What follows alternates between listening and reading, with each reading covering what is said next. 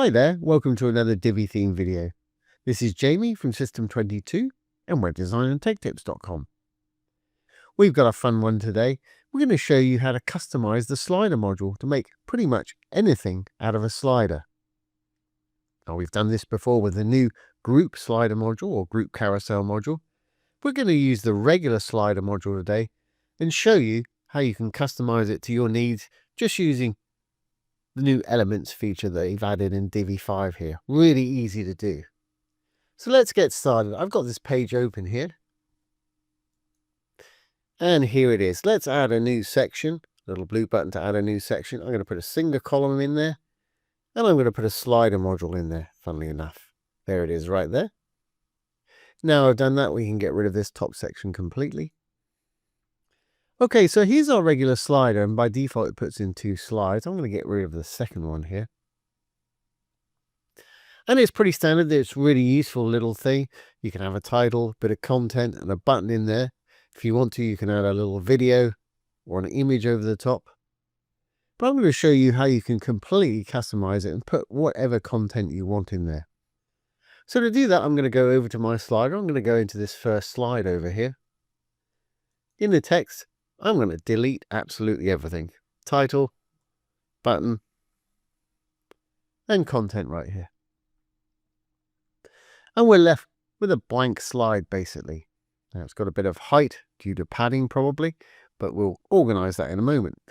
I'm now still in the content of my slide. I'm going to close down the text part.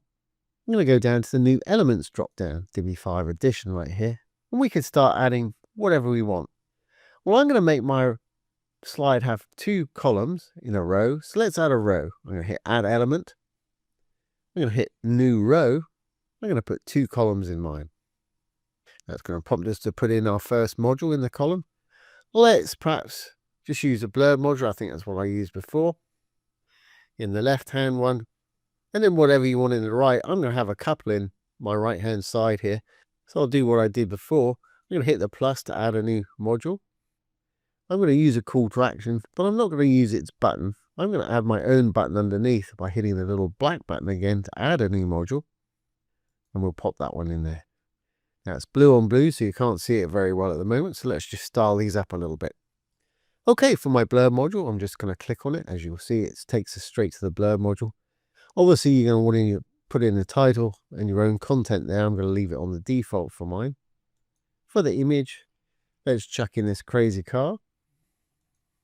And all our text down there, I kind of want that to be light in color. So the title text is fine. Body text, let's go down, make it the color we want. Obviously, you can change the styles, the fonts to whatever you want here. For expediency, I'm just going to leave it on the default there. Great. Now I'm going to do a similar thing for our call to action here. Again, I've clicked on it. We're in the call to action. Again, you're going to want to put your own text in. That'll be under content. But I'm going to leave mine just as it is.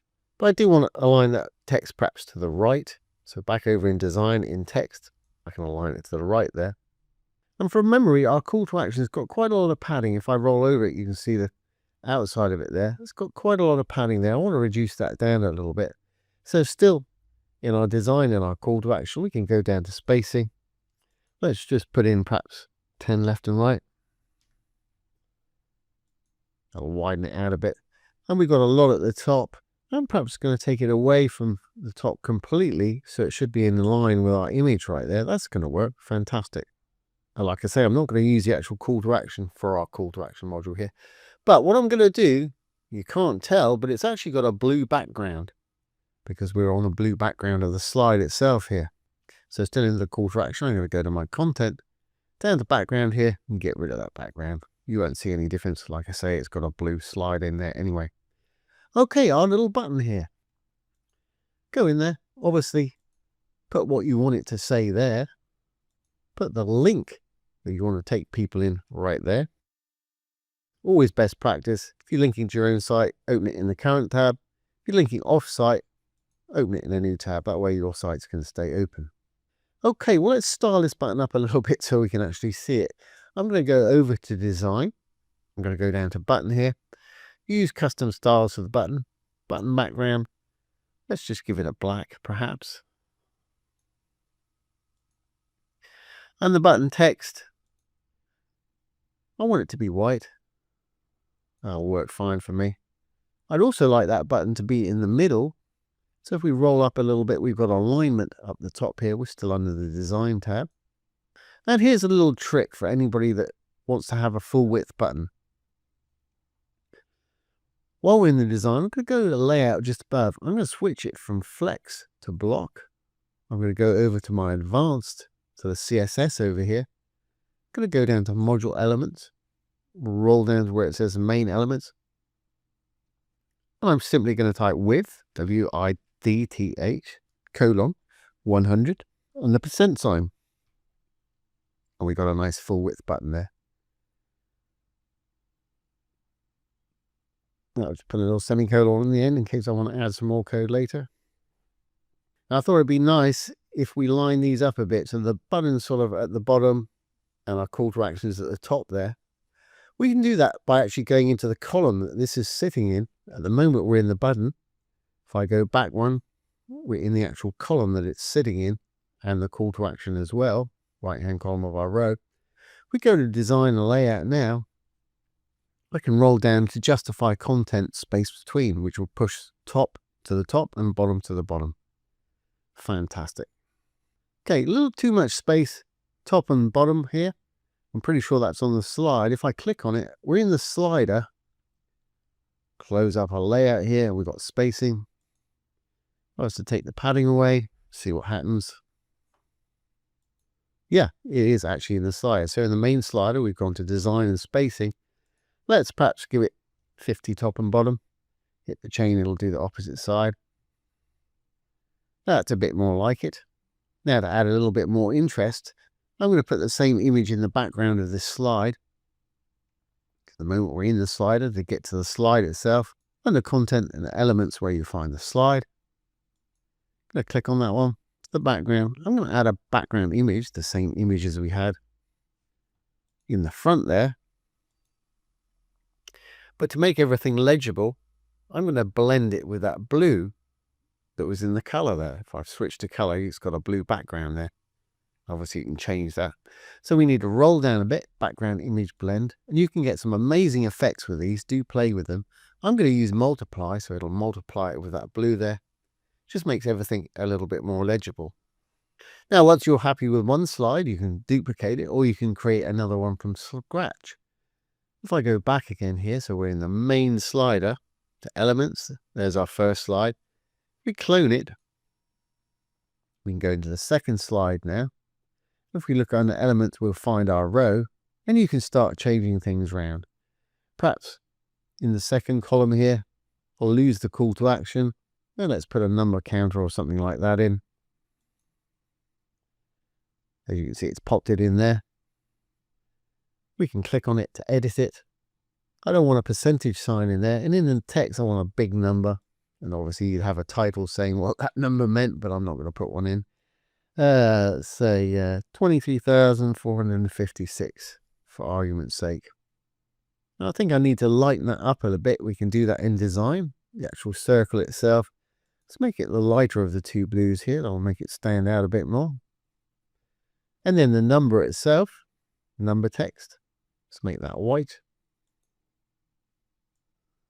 Stands out nicely. And if we close that up now, we can go down to sizing. I want to pop it in the middle there. I still want my button on the bottom. So what we can do is we'll go back one till we're in the column again. Under the content, the elements. Let's just pop this one on top there. And we'll switch out these pictures. So if we go back again, column one has got our blur module in there. I go in there, I can switch out that image. Throw another one of these crazy cars in perhaps. And we'll do the same for the background of the actual slide itself. So again, if we go back one more, we're in the column, we're in the row, we're in the slide.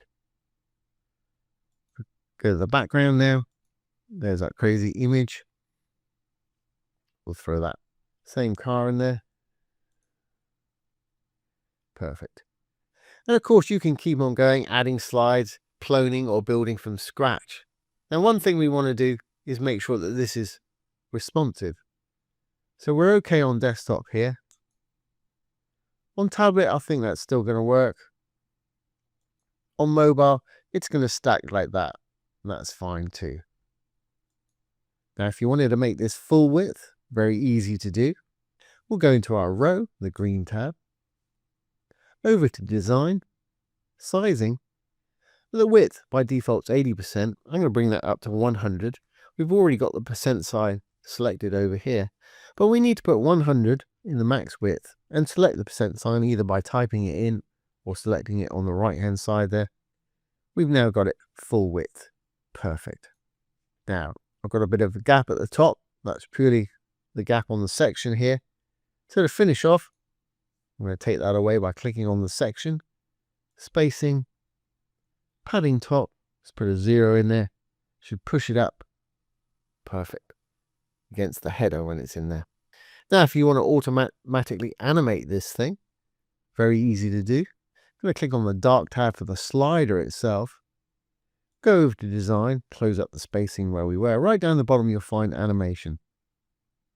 Now, as we always say with sliders, make sure you're in the slider and not the slide. If you're in the slide, you're not going to see animation there.